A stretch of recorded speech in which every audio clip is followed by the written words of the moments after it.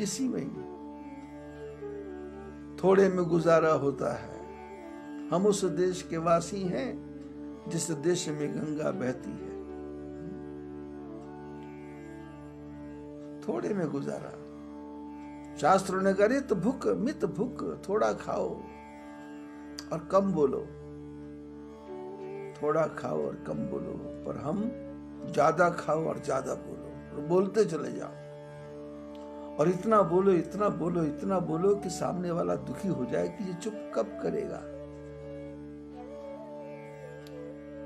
काम की बात इशारे में समझाई जा सकती, और बेकार की बात के लिए तुम सारा दिन पढ़ते रहो, सुनते रहो।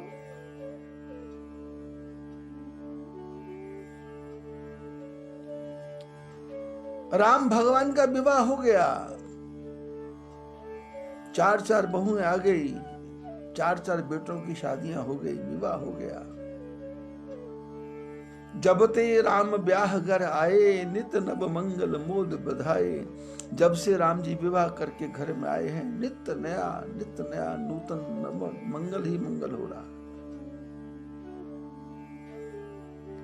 और एक दिन राजा दशरथ बैठे हुए थे।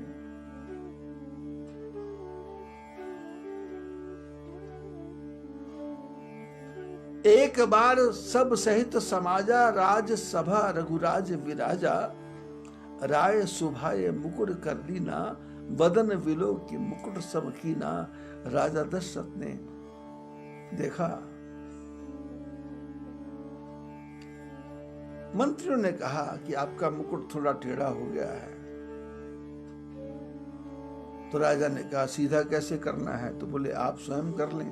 तो बोले मुकुट ले, वो शीशा ले आओ, शीशा आईना ले आओ। रामायण में आईने का बहुत महत्व है। नारद जी को ठाकुर जी ने जब बंदर का रूप दिया तो शंकर भगवान के गणों ने कहा कि अपना मुंह शीशे में देखो।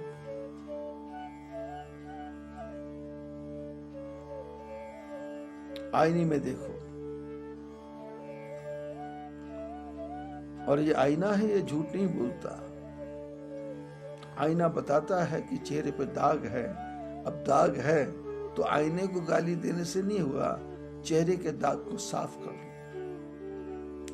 समाज में यदि आपकी तरफ देख करके कोई आदमी कुछ बोलता है तो उस बात को ध्यान से सुनो, और सुन करके मन में विचार करो कि क्या ये दुर्गुण मेरे में है क्या।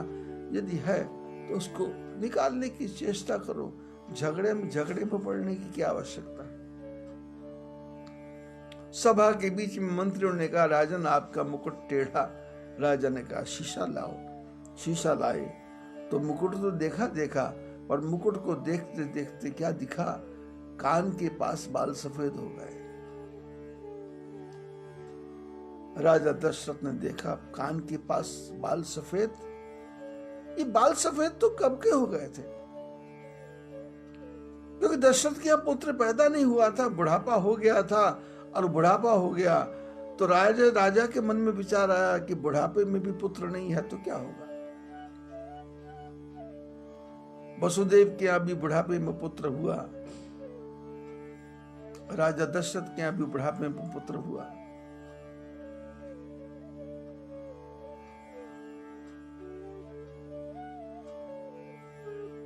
राजा दशरथ ने विचार किया बुढ़ापा तो कब का आ गया था, लेकिन संसार की सारी कामनाएं पूर्ण हो गई तो बुढ़ापा समझ आ गया।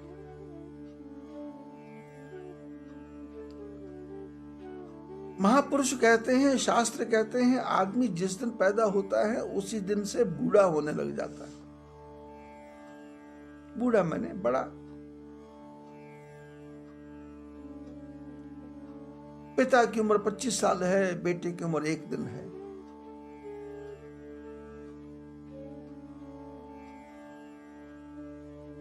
तो बेटा पिता से 25 साल और 364 दिन छोटा है। पुत्र की उम्र 20 साल हो गई और पिता की उम्र 45 साल हो गई। अब पुत्र पिता से हाफ में आ गया,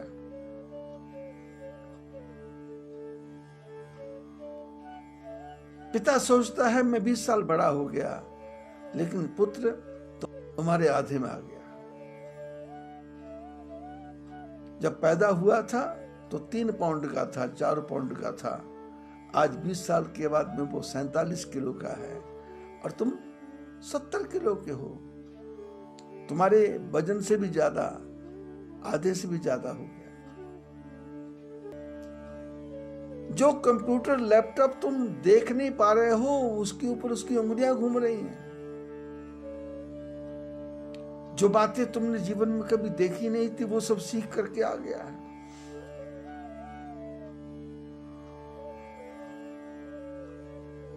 पैदा होने के साथ ही बुढ़ापा आने लग जाता है, लेकिन बुढ़ापे का ध्यान कब आएगा?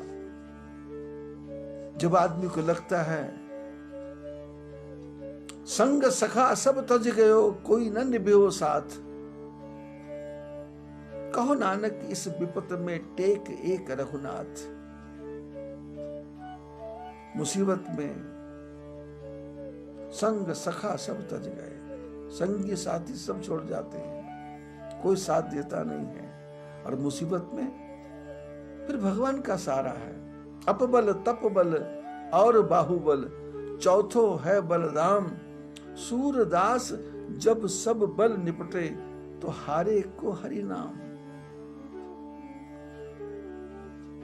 अपना बल हो, तपस्या का बल हो और अपने संबंधियों का बल हो। जब सारे बल जवाब दे जाते हैं, तो फिर हारे को हरि नाम का सहारा है।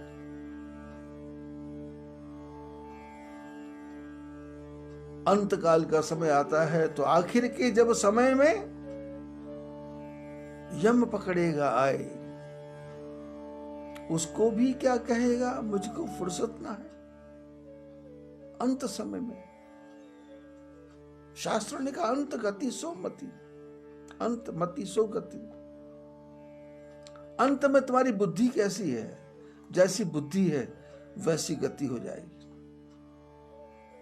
और अंत में मति कैसी होगी, जैसे तुम 24 घंटे विचार कर रहे हो, संसार में दलदल में फंसे हुए हो, गले गले तक डूबे हुए हो।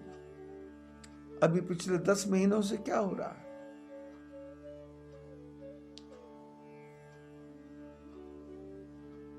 ऐसा अवसर परमात्मा ने संसार में किसी को भी आज तक नहीं दिया होगा। ऐसा संसार कि मरने देता नहीं है और जिंदा रहने देता नहीं है। कमाई का साधन नहीं है, पेट खाने को मांग रहा है, खर्चे पूरे होने रहे, चारों तरफ से चिंता है।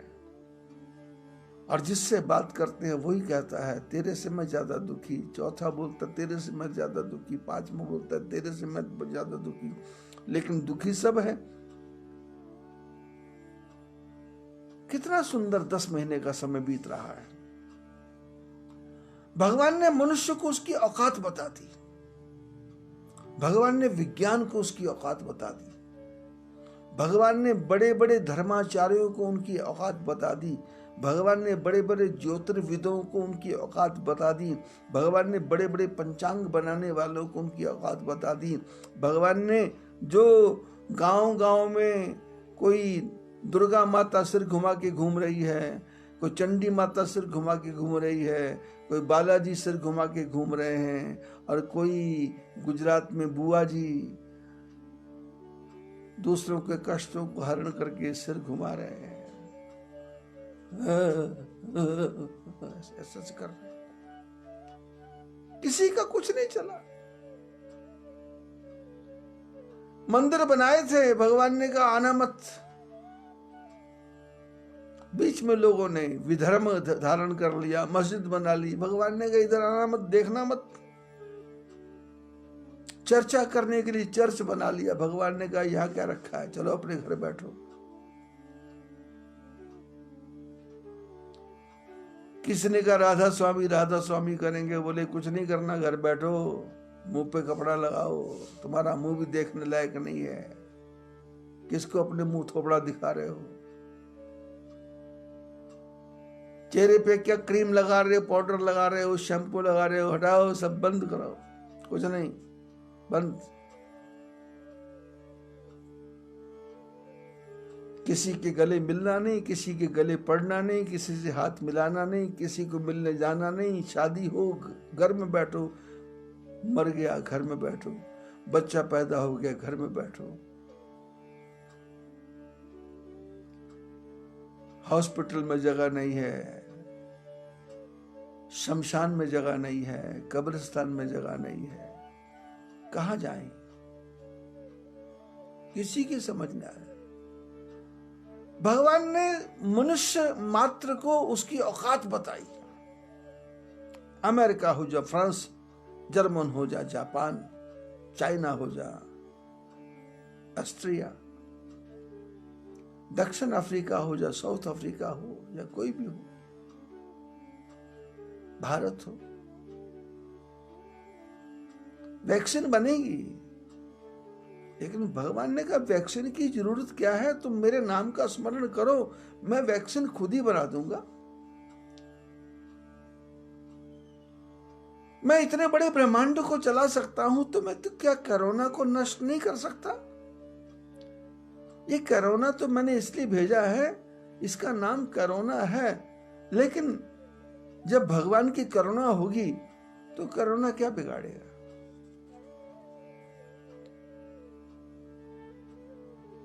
आप सबको तो कोरोना अब हुआ, मेरे को तो कोरोना पिछले साल दिवाली के समय हो गया था।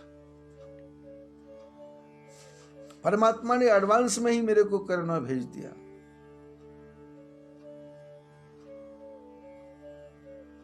मेरे को मिलने के लिए हाई कोर्ट के रिटायर्ड जज माहेश्वरी जी आए थे। वो आज भी आने वाले हैं बद्रीनाथ का दर्शन करने के लिए। पिछले साल भी दिवाली के समय आए थे।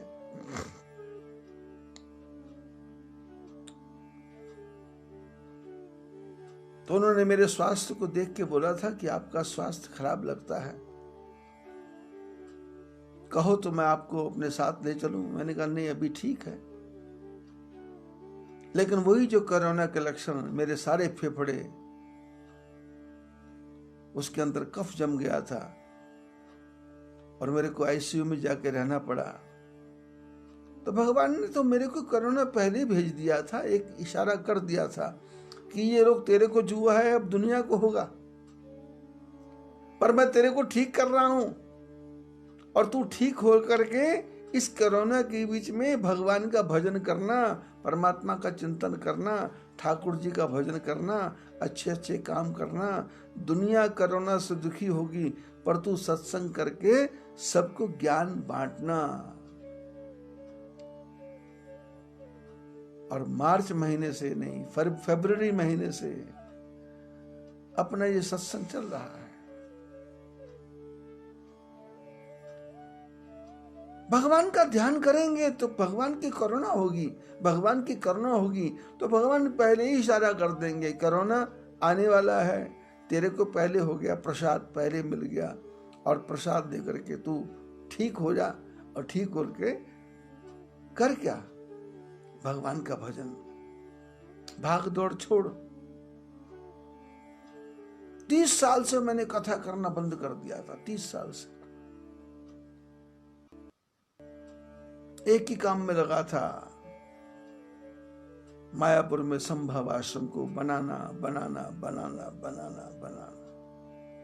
और उसके पीछे उद्देश्य ये था कि बद्रीनाथ केदारनाथ की यात्रा पे लोग आ रहे हैं, उनको थोड़े पैसे में भोजन की व्यवस्था हो जाए। पैसा नहीं भी है तो भोजन की व्यवस्था हो जाए। खाली एम्प्टी पॉकेट है तो भी भोजन की व्यवस्था हो जाए। तो अपने शिष्यों के साथ में उनके बल के ऊपर मैंने ये संकल्प किया कि 100 कमरे का आश्रम बनाएंगे। अगर आपको हमारा कंटेंट पसंद आया हो तो वीडियो को लाइक करें, ज़्यादा से ज़्यादा शेयर करें और हमारे चैनल को सब्सक्राइब करें।